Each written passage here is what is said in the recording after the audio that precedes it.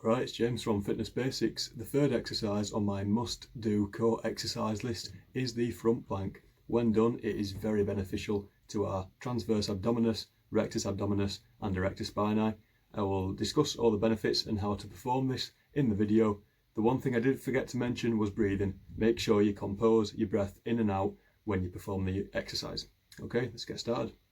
Okay, the front plank helps our core stability muscles become engaged and active so that we can hold and endure the plank within good posture for our back and spine. Also, the front plank helps our core stability muscles with a mind to muscle connection so we can ensure that we're keeping our core active as we go into lifts like a deadlift or a squat. It's just going to help prevent our back from being compromised.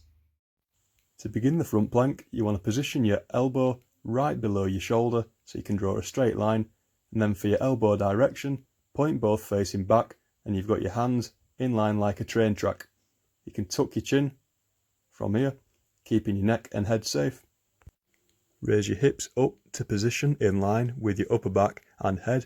Then from here, you want to create tension and brace the stomach and tilt the pelvis in towards the ribs.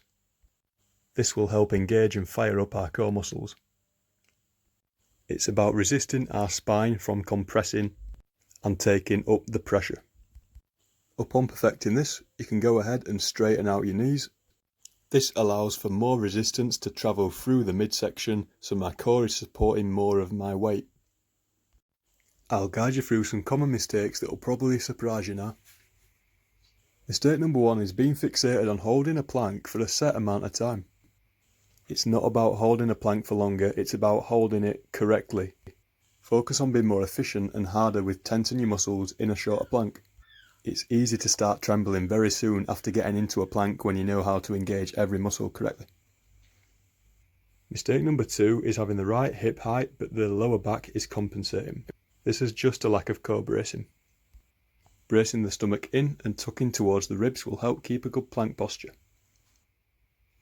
The third mistake is having hips positioned too low. You want to raise the hips so it's in line with your upper back and head. Mistake 4 is pressing too hard to the floor that your upper back is rounding. You want to ensure that you just drop down into your shoulder blades and keep your shoulders back. Mistake number 5 is not extending the knees. Keep full extension, you got a long line of energy from your heel to your head. And keep your heel position furthest back, just past your toes, as you hold. If planks are too difficult to do on the ground, then you can set up an incline platform just above the ground. This will help hold a long line of tension still across the whole of your body from shoulder to heel. To be fair, it's much better than kneeling when you're trying to learn a plank, because when you kneel, you only get shoulder to knee tension. So just to recap, you want to have your shoulder positioned right above your elbow, with your elbow and arm direction straight forward like train tracks. From here, tuck your chin in, support your neck from sagging, upper back down into your shoulder blades, composing your breathing in and out, bracing your stomach throughout to resist the downwards force of gravity, keeping your back supported, and keeping the knees straight and the heels facing backwards just beyond your toes. How often do I advise training in the front plank? It's all dependent on the individual and what they want to get out of the front plank. It's great pre-exercise to help consciously engage core muscles for really important lifts like squatting and deadlifting, where using the core is essential.